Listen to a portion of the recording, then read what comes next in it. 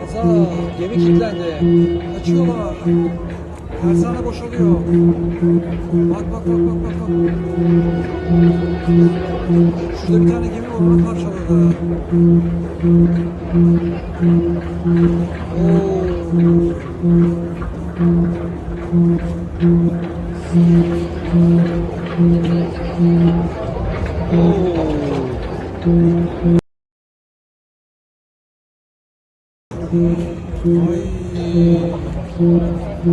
Kaza olmadı.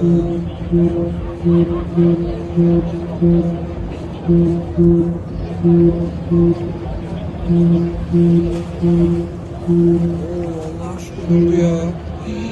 Ya şu kıyıya gitseydi. Yetin içine mi geçerdi yemin ediyorum burada.